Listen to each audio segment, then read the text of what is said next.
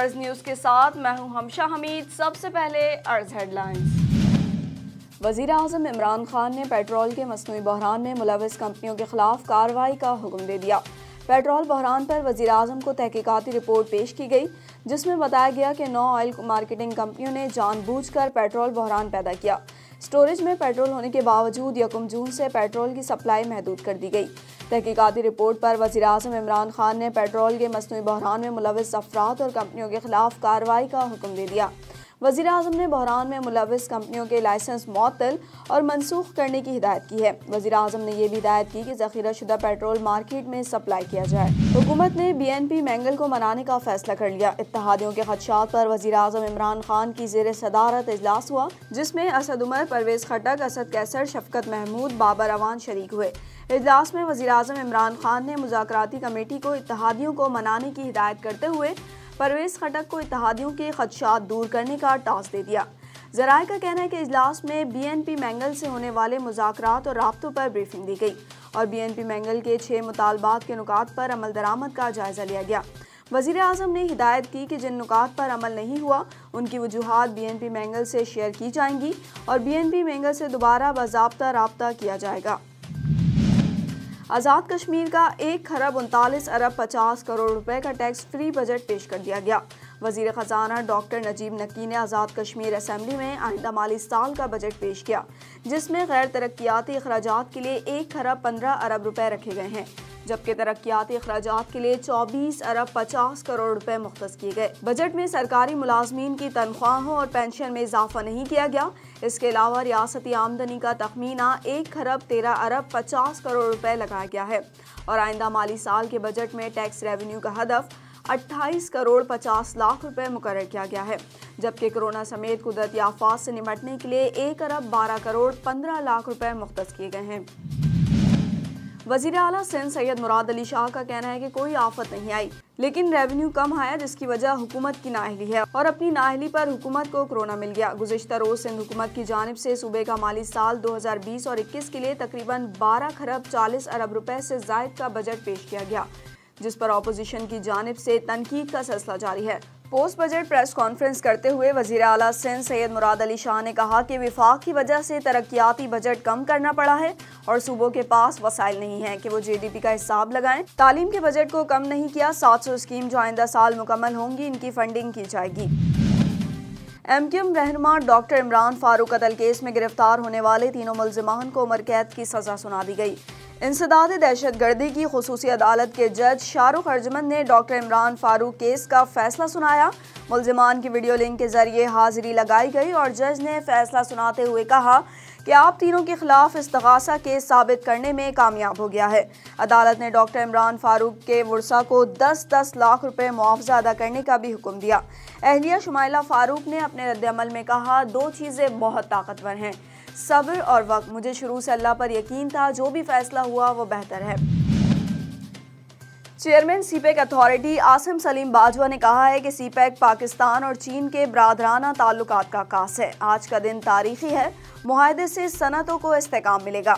Heavy mechanical complex Taxila में तकरीब से खिताब करते हुए आसिम सलीम बाजवा ने बताया कि मुआहदे से नई सरमायाकारी आएगी, रेलवे की कारकर्दगी और रफ्तार में तेजी आएगी। CPEC एक हकीकत की शक्ल में सामने है। CPEC फेज़ 1 मुआहदों को तेजी से मुकम्मल किया जा रहा है।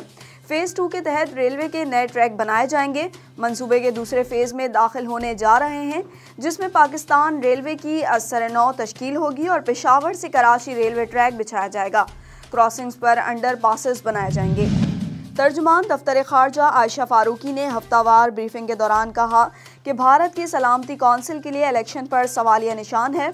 पाकिस्तान जनरल असेंबली की सदारत के लिए तुर्की के वॉल्कन बोस्कर को मुबारकबाद देता है। तर्जुमान दफ्तर खारजा का कहना था कि भारत मकबूजा कश्मीर में इंसानी हुकूक की खिलाफ वर्जियों में मुलविस है। भारत ने मकबूजा कश्मीर को जेल बना रखा है। अक़वाम मुत्तहिदा चार्टर के तहत सलामती कौंसिल की आलमी अमन व सलामती की जिम्मेदारी है।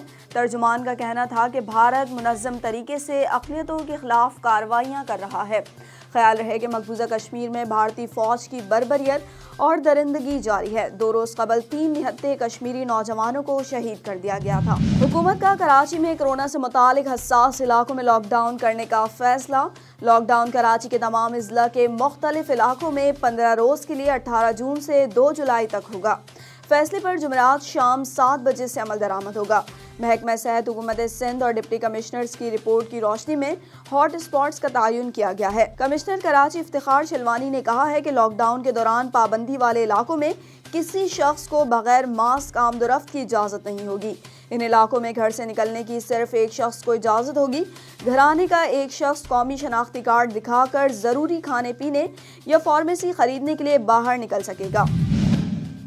खैबर पख्तूनख्वा में 3 दिनों के दौरान 9 इलाकों में स्मार्ट लॉकडाउन नाफिज कर दिया गया। सूबे भर में कोरोना के केसेस की बढ़ती हुई तादाद के पेश नज़र मुख्तलिफ अजला में स्मार्ट लॉकडाउन के नफाज का सिलसिला जारी। मुतालिका इलाकों को खारदार तार लगाकर सील कर दिया गया।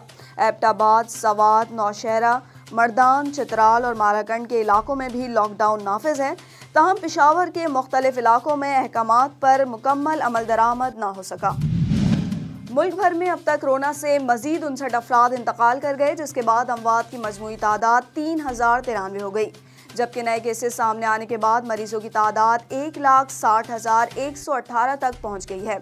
अब तक पंजाब में कोरोना से 1202 और सिंध में 916 अफराद इंतकाल कर चुके हैं, जबकि खैबर पख्तूनख्वा में 755 अफराद जाम बहक हो चुके हैं।